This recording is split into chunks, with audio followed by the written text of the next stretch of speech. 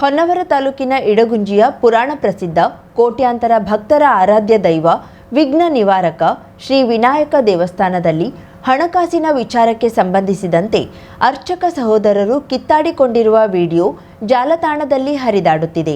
ಕೆಲವು ವರ್ಷಗಳ ಹಿಂದೆ ಇಡಗುಂಜಿ ದೇವಾಲಯಕ್ಕೆ ಸಂಬಂಧಪಟ್ಟಂತೆ ಪಾರಂಪರಿಕ ಅರ್ಚಕರ ಕುಟುಂಬ ಮತ್ತು ಟ್ರಸ್ಟಿಗಳ ನಡುವೆ ಗಲಾಟೆ ಆಗಾಗ ನಡೆದಿತ್ತು.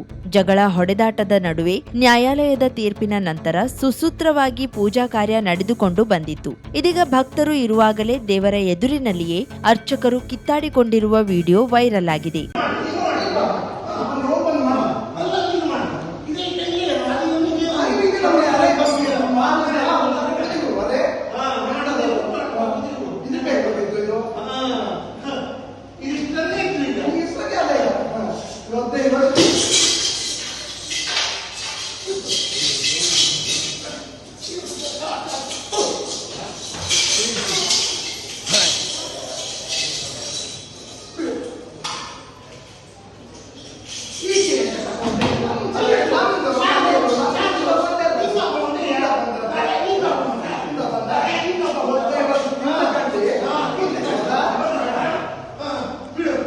ಸರ್, ರೆಪ್ರೆಸೆಂಟೇಟಿವ್ ಯಾರಿದ್ದಾರೆ ಸ್ವಲ್ಪ ಕರೆಸಿ.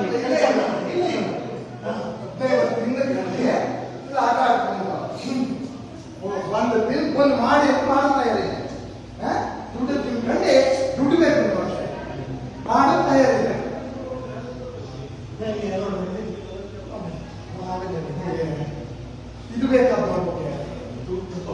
2002ರಿಂದ 2013ರವರೆಗೆ ಇಡಗುಂಜಿ ದೇವಾಲಯದ ಆಡಳಿತ ಮತ್ತು ಹಣಕಾಸಿನ ಬಗ್ಗೆ ದೇವಾಲಯದ ಟ್ರಸ್ಟಿಗಳು ಮತ್ತು ಅರ್ಚಕ ಕುಟುಂಬದ ನಡುವೆ ಭಿನ್ನಾಭಿಪ್ರಾಯ ಉಂಟಾಗಿ 2013ರ ಅಕ್ಟೋಬರ್ 7ರಂದು ಸುಪ್ರೀಂ ಕೋರ್ಟ್ ಮಧ್ಯಂತರದ ಆದೇಶ ಸೂಚನೆಗಳ ಪ್ರಕಾರ ಪ್ರಧಾನ ಜಿಲ್ಲಾ ಮತ್ತು ಸೆಷನ್ಸ್ ನ್ಯಾಯಾಲಯದ ಜಿಲ್ಲಾ ನ್ಯಾಯಾಧೀಶರನ್ನ ಇಡಗುಂಜಿ ದೇವಾಲಯದ ರಿಸೀವರ್ ಅಂದ್ರೆ ಆಡಳಿತಾಧಿಕಾರಿಯಾಗಿ ನೇಮಿಸಲಾಗಿದೆ.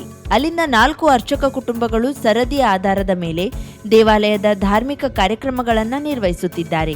ರಸೀದಿಯಿಂದ ಬಂದ ಹಣದಲ್ಲಿ 80% ಅರ್ಚಕರಿಗೆ, 20% ಸರ್ಕಾರಕ್ಕೆ ನೀಡಲಾಗುತ್ತಿದೆ. ಆಡಳಿತಾಧಿಕಾರಿಯವರು ಧಾರ್ಮಿಕ ಪೂಜೆ ಕುರಿತು ನೀಡುವ ಹಣದ ಹಂಚಿಕೆ ವಿಷಯಕ್ಕೆ ಸಂಬಂಧಿಸಿದಂತೆ ಒಂದು ಕುಟುಂಬದ 5 ಮಕ್ಕಳ ನಡುವೆ ಇತ್ತೀಚಿನ ದಿನದಲ್ಲಿ ಭಿನ್ನಾಭಿಪ್ರಾಯ ಉಂಟಾಗಿರುವ ಬಗ್ಗೆ ತಿಳಿದು ಬಂದಿದೆ. ಇದೇ ವಿಷಯಕ್ಕೆ ಸಂಬಂಧಿಸಿದಂತೆ ಕಳೆದ ತಿಂಗಳು ಈ ಕುಟುಂಬವು ಪಾಳಿಯ ಸಮಯದಲ್ಲಿ ದೇವಾಲಯದಲ್ಲಿ ಜಗಳವಾಡುತ್ತಿದ್ದಾಗ ದೇವಾಲಯಕ್ಕೆ ಭೇಟಿ ನೀಡಿದ ಭಕ್ತರಲ್ಲಿ ಯಾರೋ ಒಬ್ಬರು ವಿಡಿಯೋ ಮಾಡಿದ್ದಾರೆ. ಆ ವಿಡಿಯೋವನ್ನ ಸೋಷಿಯಲ್ ಮೀಡಿಯಾದಲ್ಲಿ ಪ್ರಸಾರ ಮಾಡಲಾಗುತ್ತಿದೆ. ಇದಕ್ಕೆ ಸಂಬಂಧಪಟ್ಟಂತೆ ಇಲ್ಲಿ ತನಕ ಸೋಷಿಯಲ್ ಮೀಡಿಯಾದಲ್ಲಿ ಹರಿದಾಡುತ್ತಿರುವ ವಿಡಿಯೋ ಕುಟುಂಬಗಳ ನಡುವಿನ ನಡೆದ ಜಗಳವಾಗಿದ್ದು, ಅವರ ನಡುವಿನ ಭಿನ್ನಾಭಿಪ್ರಾಯವಾಗಿದ್ರೂ ದೇವಾಲಯದ ಪೂಜಾ ಹಣವನ್ನ ಹಂಚಿಕೊಳ್ಳುವ ಬಗ್ಗೆ ಅವರ ನಡುವೆ ಹುಟ್ಟಿಕೊಂಡಿರುವ ಬಿರುಕಾಗಿದೆ. ಇವರು ದೇವಾಲಯದಲ್ಲಿ ಮತ್ತು ಮನೆಯಲ್ಲಿ ಆಗಾಗ ತಮ್ಮಲ್ಲೇ ಜಗಳವಾಡುತ್ತಾ ನಂತರ ತಾವೇ ರಾಜಿ ಮಾಡಿಕೊಳ್ಳುತ್ತಾರೆ. ಹಾಲಿ ಇದೇ ಕುಟುಂಬದವರಿಂದ ಪೂಜಾ ಸರದಿ ನಡೆಯುತ್ತಿದೆ. ಸಹೋದರರು ಒಟ್ಟಿಗೆ ಸೇರಿ ಪೂಜೆ ಮಾಡುವುದನ್ನು ಮುಂದುವರೆಸಿದ್ದಾರೆ. ಇವರ ಜಗಳ ಆಡಳಿತಾಧಿಕಾರಿಗಳಿಗಾಗಲಿ ಟ್ರಸ್ಟ್ನವರಿಗಾಗಲಿ ನ್ಯಾಯಾಧೀಶರಿಗೂ ಸಂಬಂಧ ಇರೋದಿಲ್ಲ. ಹಲವು ವರ್ಷದಿಂದ ಶಾಂತವಾಗಿದ್ದ ಇಡಗುಂಜಿ ದೇವಾಲಯದ ವಿವಾದ ಅರ್ಚಕರ ಜಗಳದ ವಿಡಿಯೋ ವೈರಲ್ ಆಗಿರುವ ಕಾರಣಕ್ಕೆ ಮತ್ತೆ ಸುದ್ದಿ ಆಗುವಂತೆ ಮಾಡಿದೆ. ಇನ್ನು ಸಾರ್ವಜನಿಕ ವಲಯದಲ್ಲಿಯೂ ಚರ್ಚೆಗೆ ಕಾರಣವಾಗಿದೆ. ಕಾರವಾರ ಕಡಲ ತೀರದಲ್ಲಿ ಬ್ರೇಕ್ ವಾಟರ್ ಕಾಮಗಾರಿಗೆ ಬಂದರು ಇಲಾಖೆ ಮುಂದಾಗಿದ್ದು, ಇದಕ್ಕೆ ಕಾರವಾರದ ಮೀನುಗಾರ ಸಂಘಟನೆಗಳು ಆಕ್ರೋಶ ವ್ಯಕ್ತಪಡಿಸಿದೆ.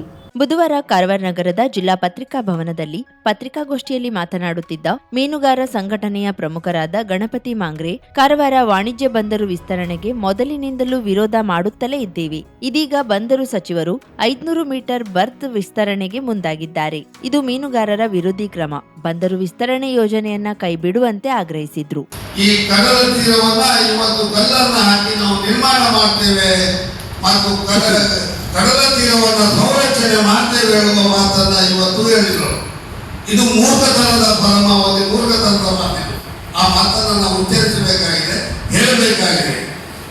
ಬಂದರು ಇಲಾಖೆಯವರು ತಮ್ಮ ಬಂದರು ವ್ಯಾಪ್ತಿಯಲ್ಲಿ ಏನು ಬಾವುಟೆಕಟ್ಟೆ ಇದೆ, ಬಾವುಟೆಕಟ್ಟೆಯ ಆಚೆಯಿಂದ ತಮ್ಮ ಹಕ್ಕಿನಲ್ಲಿ ಅಭಿವೃದ್ಧಿಯನ್ನು ಮಾಡಿಕೊಳ್ಳಬೇಕೇ ವಿನಃ ಸಾರ್ವಜನಿಕರಿಗಾಗಿ ಮೀಸಲಾಗಿರುವಂತಹ, ಮೀನುಗಾರರಿಗಾಗಿ ಮೀಸಲಾಗಿರುವಂತಹ ಕಡಲ ತೀರವನ್ನ ಅದು ಸಂರಕ್ಷಣೆ ಮಾಡುವಂತ ಹೊಣೆ ಇವತ್ತು ಜಿಲ್ಲಾಡಳಿತಕ್ಕೆ. ಯಾಕಂದ್ರೆ ಪ್ರವಾಸೋದ್ಯಮ ಮೂಲಕ ಅದನ್ನ ಬೆಳೆಸುವಂತ ವಿಚಾರದಲ್ಲಿ ಕಾರವಾರ ಕಡಲ ತೀರದಲ್ಲಿ ನಿರ್ಮಿಸಲು ಉದ್ದೇಶಿಸಿರುವ ಬ್ರೇಕ್ ವಾಟರ್ ಕಾಮಗಾರಿಯನ್ನ ಕೈಬಿಡಬೇಕು. ಬಂದರು ಇಲಾಖೆ ಅವೈಜ್ಞಾನಿಕವಾಗಿ ಕಾಮಗಾರಿ ಕೈಗೊಂಡು ಕಾರವಾರ ಕಡಲ ತೀರವನ್ನ ಹಾಳು ಮಾಡುವ ಮತ್ತು ಮೀನುಗಾರರಿಗೆ ತೊಂದರೆ ಕೊಡುವ ಯೋಜನೆಯನ್ನ ಕೈಗೆತ್ತಿಕೊಳ್ಳಬಾರದು ಎಂದು ಮೀನುಗಾರ ಸಂಘಟನೆಯ ಪ್ರಮುಖರು ಆಗ್ರಹಿಸಿದ್ರು.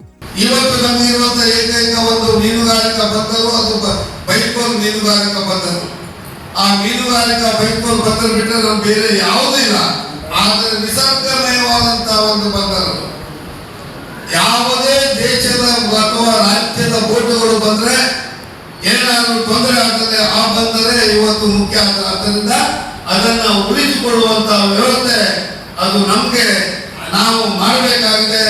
ಅದರ ಒಟ್ಟಿಗೆ ಕಾರವಾರದರಾದಂತಹ ನಾವೆಲ್ಲರೂ ಕೂಡ ಅದನ್ನು ಉಳಿಸಿಕೊಳ್ಳಬೇಕಾಗಿದೆ ಎಂಬುದನ್ನು ಈ ಪತ್ರಿಕಾ ಮಾಧ್ಯಮದ ಮೂಲಕ ಹೇಳ್ತೇವೆ.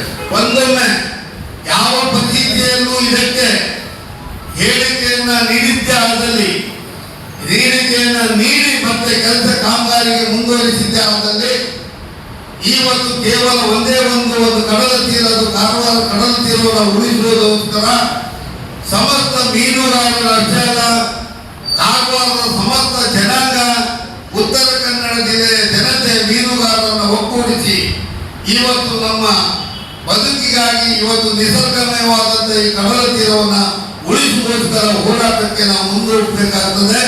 ಈ ವೇಳೆ ಪತ್ರಿಕಾಗೋಷ್ಠಿಯಲ್ಲಿ ಗೌರಿ ಶುಳ್ವೇಕರ್, ಪ್ರಕಾಶ್ ಸಿ ಹರಿಕಂತ್ರ, ಚೇತನ್ ಹರಿಕಂತ್ರ, ಅನಿಲ್ ಟಿ ಹರಿಕಂತ್ರ, ಸುರೇಶ್ ತಾಂಡೇಲ್, ಬಾಲಕೃಷ್ಣ ಕೊಡಾರ್ಕರ್, ರಾಜೇಶ್ ಮಾಜಾಳಿಕರ್, ಸಂತೋಷ್ ದುರ್ಗೇಕರ್, ಸದಾ ಬಿ ಹರಿಕಂತ್ರ, ವಾಮನ್ ಹರಿಕಂತ್ರ, ಅಶೋಕ್ ಹರಿಕಂತ್ರ ಮತ್ತಿತರರು ಇದ್ದರು. ವಿಶ್ವದ ವಿವಿಧ ದೇಶಗಳ ಕೋಟ್ಯಾಂತರ ಜನತೆಗೆ ಉಚಿತ ಚಿಕಿತ್ಸೆ ನೀಡಿದ ಆರೋಗ್ಯ ಸೇವಾ ಸಂಸ್ಥೆಯ ಗೋಕರ್ಣ ಶಾಖೆ ಎಂಜಿ ಕಾಟೇಜ್ನಲ್ಲಿ ನಡೆದ ಸಮಾರಂಭದಲ್ಲಿ ವಿದ್ಯುಕ್ತವಾಗಿ ಉದ್ಘಾಟನೆಗೊಂಡಿತು.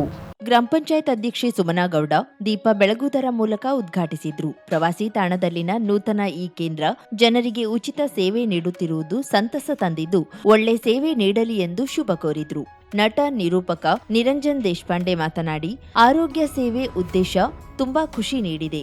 ಸಮಾಜಕ್ಕೆ ಏನನ್ನಾದರೂ ಕೊಡಬೇಕಾದದ್ದು ನಮ್ಮ ಕರ್ತವ್ಯ. ಆರೋಗ್ಯ ಸೇವಾ ವಿಶ್ವಾದ್ಯಂತ ಉಚಿತ ಸೇವೆ ನೀಡುತ್ತಿದೆ. ಇದರಲ್ಲಿ ಯಾವುದೇ ಲಾಭ ಇಲ್ಲ, ಕೇವಲ ಸೇವೆ ಮಾತ್ರ. ಗೋಕರ್ಣ ಹಾಗೂ ಸುತ್ತಮುತ್ತಲಿನ ಜನತೆಗೆ ಆರೋಗ್ಯ ಸೇವೆ ಅತ್ಯಗತ್ಯವಾಗಿದೆ ಎಂದರು. ಡಾಕ್ಟರ್ ದಯಾ ಅವ್ರಿಗೂ ಹಾಗೂ ನಮ್ಮ ಸ್ನೇಹಿತರು ಚಂದನ್ ಎಲ್ರಿಗೂ ನಮಸ್ಕಾರ. ಮತ್ತೆ ಎಲ್ಲದಕ್ಕಿಂತ ಹೆಚ್ಚಾಗಿ ಗೋಕರ್ಣದಿಂದ ಸಾಕಷ್ಟು ಜನ ಬಂದೀರಾ. ಬೆಸ್ಟ್ ಥಿಂಗ್ ಏನ್ ಗೊತ್ತಾ, ಸ್ಟೇಜ್ ಮೇಲೆ ಕೂತಾಗ ಈ ಲೈಟ್ ನಮ್ಮ ಮೇಲೆ ಹಾಕಿದ್ರೆ ಅಲ್ಲಿ ಯಾರು ಬಂದ್ಯಾರೋ ಬಿಟ್ಟಿಲ್ಲ ಏನು ಗೊತ್ತಾಗಲ್ಲ. ಸೊ ಇಲ್ಲಿರೋ ನಾವು ಆರಾಮಾಗಿ ಎಲ್ಲರೂ ಕೇಳಿಸ್ಕೊತಾ ಇದ್ದಾರೆ, ಎಲ್ಲ ನೋಡ್ತಾ ಇದಾರೆ, ತುಂಬಾ ಜನ ಬಂದಿದ್ದಾರೆ, ಇದೇ ತರನೇ ಮಾತಾಡ್ತಾ ಇರ್ತೀವಿ. ಬಟ್ ಆದ್ರೂ ಇಲ್ಲಿ ಎಷ್ಟು ಜನ ಬಂದಿದ್ದಾರೆ ಅನ್ನೋದು ಮುಖ್ಯ ಅಲ್ಲ, ಬಂದಿರೋ ಇಷ್ಟೇ ಜನ ಎಷ್ಟು ಜನ ತನಕ ಈ ಮೆಸೇಜ್ ನ ತಗೊಂಡು ಹೋಗ್ತಾರೆ ಅನ್ನೋದು ಬಹಳ ಮುಖ್ಯ ಆಗುತ್ತೆ. ಬಟ್ ಇವತ್ತು ಎಷ್ಟೊಂದು ರೆಸ್ಟೋರೆಂಟ್ಸ್ ಇದೆ, ಎಷ್ಟೊಂದು ರೆಸಾರ್ಟ್ಸ್ ಇದೆ, ಬಟ್ ಎಷ್ಟು ಹಾಸ್ಪಿಟಲ್ಸ್ ಇದೆ, ಎಷ್ಟು ಎಮರ್ಜೆನ್ಸಿ ಕೇರ್ ಸೆಂಟರ್ಸ್ ಇದೆ, ಎಷ್ಟು ಔಷಧಿ ಮಳಿಗೆಗಳಿದೆ, ಎಷ್ಟು ಜನ ಡಾಕ್ಟರ್ಸ್ ಇದ್ದಾರೆ. ಇಲ್ಲೂ ಸಿಕ್ಕಾಪಟ್ಟೆ ಜೋರಾಗಿ ಮಳೆ ಬರುತ್ತೆ, ಸಿಕ್ಕಾಪಟ್ಟೆ ರೋಡ್ ಎಲ್ಲ ವಿಚಿತ್ರವಾಗಿದೆ. It's not so easy to drive in these roads and shops ಹತ್ರ ಇಲ್ಲ. ಸೊ ಈ ತರ ಇದ್ದಾಗ ನಾನು ಬೆಳಗಿನ ಅದೇ ಡಿಸ್ಕಸ್ ಮಾಡ್ತಾ ಇದ್ವಿ. ನಾನು ಕೇಳಿ ಏನಿದೆ ನೆಸೆಸಿಟಿ ಈ ಊರಲ್ಲಿ, ನೀವು ಬಂದು ನೀವು ಈ ತರ ಎಲ್ಲ ಏನೋ ಮಾಡೋದಕ್ಕೆ ಏನಿದೆ ಅಂತ ಕೇಳ್ತಾ ಇದ್ದೆ. Then he explained all these. ಆರೋಗ್ಯ ಸೇವಾದ ಸಂಸ್ಥಾಪಕ ನಿರ್ದೇಶಕ ಡಾಕ್ಟರ್ ದಯಾಪ್ರಸಾದ್ ಕುಲಕರ್ಣಿ, ನನ್ನ ಹುಟ್ಟೂರಾದ ಗೋಕರ್ಣದಲ್ಲಿ ಉಚಿತ ಆರೋಗ್ಯ ಸೇವೆ ನೀಡುವ ಉದ್ದೇಶದಿಂದ ಇಲ್ಲಿ ಶಾಖೆ ತೆರೆಯಲಾಗಿದೆ. ಗೋಕರ್ಣದಲ್ಲಿ ಪ್ರವಾಸೋದ್ಯಮ ಭಾರಿ ಬೆಳವಣಿಗೆಯಾಗಿದೆ, ಆದರೆ ಇಲ್ಲಿನ ಪರಿಸರಕ್ಕೆ ತೊಂದರೆಯಾಗದಂತೆ ನೋಡಿಕೊಳ್ಳಬೇಕು ಎಂದು ವಿನಂತಿಸಿದ್ರು. ನಟ ಲೇಖಕ ಚಂದನ್ ಶಂಕರ್ ಮಾತನಾಡಿ, ಗೋಕರ್ಣದ ಜನತೆ ಆರೋಗ್ಯಪೂರ್ಣರಾಗಿರಬೇಕು ಎನ್ನುವುದು ಆರೋಗ್ಯ ಸೇವಾದ ಉದ್ದೇಶ ಎಂದರು. ಡಾಕ್ಟರ್ ದಯಾಪ್ರಸಾದ್ ಕುಲಕರ್ಣಿ, ಬಡವರು, ಸಮಾಜದ ಕಟ್ಟಕಡೆಯ ಜನರಿಗೂ ಉಚಿತವಾಗಿ ಆರೋಗ್ಯ ಸೇವೆ ನೀಡುತ್ತಿದ್ದಾರೆ. ಜನತೆ ಇದರ ಸಂಪೂರ್ಣ ಪ್ರಯೋಜನ ಪಡೆಯುವಂತೆ ಸೂಚಿಸಿದ್ರು. ನಿವೃತ್ತ ಜಿಲ್ಲಾ ಆಯುಷ್ ಅಧಿಕಾರಿ ಡಾಕ್ಟರ್ ಸಾವಿತ್ರಿ, ಆರೋಗ್ಯ ಸೇವಾ ಅತ್ಯುತ್ತಮ ಕಾರ್ಯ ಮಾಡುತ್ತಿದೆ, ನಮ್ಮ ಸಹಕಾರ ಎಂದಿಗೂ ಇರಲಿದೆ ಎಂದು ತಿಳಿಸಿದ್ರು. ಕಾರ್ಯಕ್ರಮದಲ್ಲಿ ತಾಲೂಕ್ ಪಂಚಾಯತ್ ಮಾಜಿ ಸದಸ್ಯ ಮಹೇಶ್ ಶೆಟ್ಟಿ, ಡಾಕ್ಟರ್ ದಯಾಪ್ರಸಾದ್ ಕುಲಕರ್ಣಿ, ಪತ್ರಕರ್ತ ರಮೇಶ್ ಪಂಡಿತ್ ಉಪಸ್ಥಿತರಿದ್ದರು. ಗಾನಮೂರ್ತಿ ಕಾರ್ಯಕ್ರಮ ನಿರ್ವಹಿಸಿದ್ರು. ಸಭಾ ಕಾರ್ಯಕ್ರಮದ ನಂತರ ಕಿರಿಮಂಜೇಶ್ವರದ ಧಾರೇಶ್ವರ ಯಕ್ಷ ಬಳಗ ಚಾರಿಟೇಬಲ್ ಟ್ರಸ್ಟ್ ಖ್ಯಾತ ಕಲಾವಿದರಿಂದ ಕಂಸವದೆ ಯಕ್ಷಗಾನ ಪ್ರದರ್ಶನ ಬಹು ಆಕರ್ಷಕವಾಗಿ ಮೂಡಿಬಂತು. ಕರಾವಳಿ ಮುಂಜಾವು ಡಿಜಿಟಲ್ ನ್ಯೂಸ್, ವಿನಾಯಕ್ ಶಾಸ್ತ್ರಿ, ಗೋಕರ್ಣ.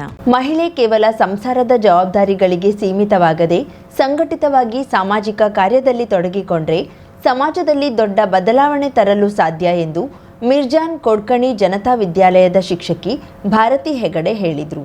ಗೋಕರ್ಣ ಕೋಟಿತೀರ್ಥ ಕಟ್ಟೆಯಲ್ಲಿರುವ ಶ್ರೀ ಮಧಾದ್ಯ ರಘುತ್ತಮ ಮಠದಲ್ಲಿ ನಡೆದ ಮೈತ್ರೇಯಿ ಮಹಿಳಾ ಮಂಡಳಿಯ 19ನೇ ವಾರ್ಷಿಕೋತ್ಸವದಲ್ಲಿ ಮುಖ್ಯ ಅತಿಥಿಯಾಗಿ ಪಾಲ್ಗೊಂಡು ಕಾರ್ಯಕ್ರಮ ಉದ್ಘಾಟಿಸಿ ಮಾತನಾಡಿದರು. ಮಹಿಳೆಯರು ಒಟ್ಟಾಗಿ ಸೇರಿದ್ರೆ ಹೇಗೆ ಸಮಾಜ ಕಾರ್ಯದಲ್ಲಿ ತೊಡಗಬಹುದು ಎಂಬುದನ್ನು ಈ ಸಂಸ್ಥೆ 18 ವರ್ಷಗಳನ್ನ ಪೂರೈಸಿರುವುದೇ ಸಾಕ್ಷಿ ಎಂದರು. ಜಿಲ್ಲೆಯ ಮೊದಲ ಕತೆಗಾರ್ತಿ ದೇವಾಂಗನ ಶಾಸ್ತ್ರಿ, ಮೊದಲ ಯಕ್ಷಗಾನ ಕಲಾವಿದೆ ಲಕ್ಷ್ಮೀ ಕೊಡ್ಲೆಗೆರೆ, ಗೋಕರ್ಣದ ಅಂದಿನ ಮೊದಲ ಮಹಿಳಾ ಸಾಧಕರಾಗಿದ್ದು ಇಂದಿನ ಯುವ ಸಾಧಕರಾಗಿ ಪೈಲಟ್ ಕಾವ್ಯಶ್ರೀ ಕುರ್ಸೆ, ಕ್ರಿಕೆಟ್ ಆಟಗಾರ್ತಿ ಪ್ರತ್ಯೂಷ್ ಜಂಬೆ ಇವರ ಸಾಧನೆ ಮುಂದೆ ಇಲ್ಲಿನ ಮತ್ತಷ್ಟು ಮಹಿಳಾ ಪ್ರತಿಭೆಗಳು ಹೊರಬರಲು ಪ್ರೇರಣೆಯಾಗಲಿ ಎಂದರು. ಮಹಿಳೆಯ ಪಾತ್ರ ದೊಡ್ಡದೇ ಇದೆ. ಬಹುಶಃ ಇಲ್ಲಿರುವ ಕೆಲವರಿಗಾದರೂ ಕೂಡ ಅವರ ಪರಿಚಯ ಇರಬಹುದು ಅಂತ ಹೇಳಿ ನಾನು ಭಾವಿಸ್ತೇನೆ.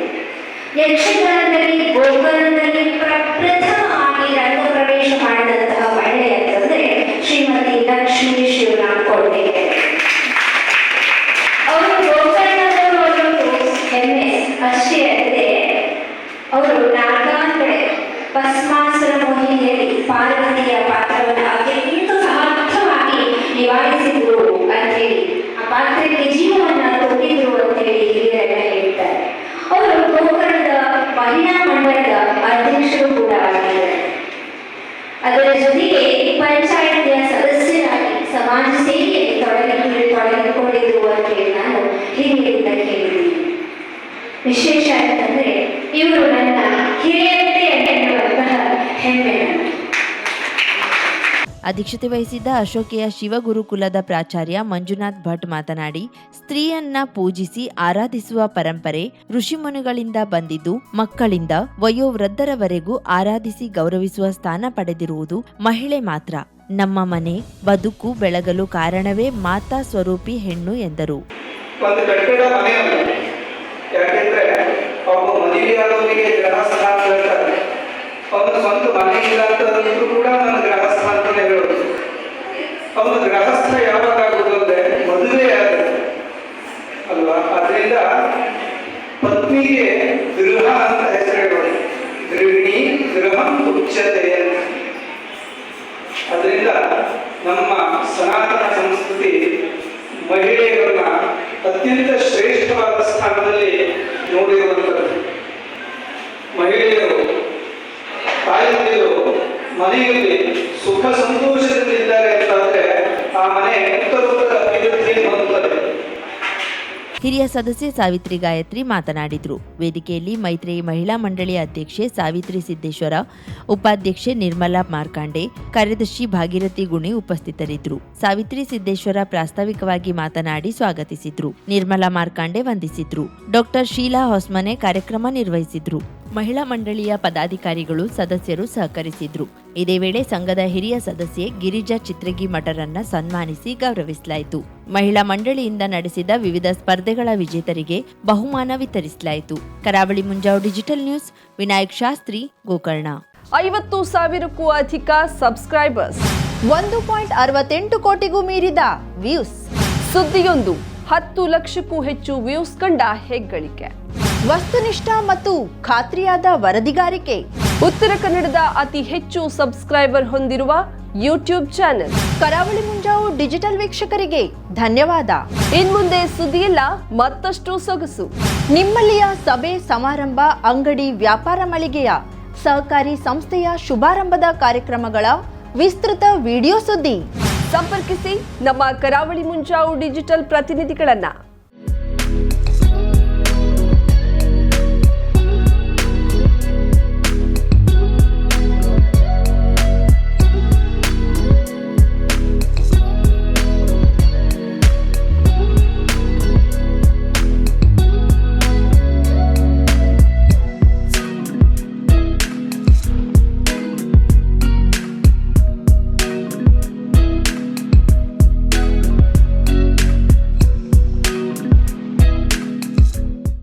ಸಮಾರಂಭ ನಿಮ್ಮದು, ಸಂಭ್ರಮ ನಮ್ಮದು. ನೋಡ್ತಾ ಇರಿ ಕರಾವಳಿ ಮುಂಜಾವು ಡಿಜಿಟಲ್.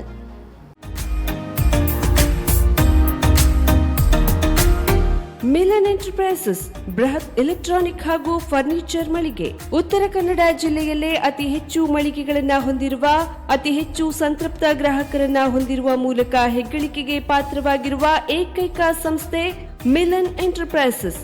ನಮ್ಮ ಮಳಿಗೆಗಳಲ್ಲಿ ಪ್ರಸಿದ್ಧ ಕಂಪನಿಗಳ electronic refrigerator, washing machine, LED TV, ಎಸಿಗಳು ಲಭ್ಯ.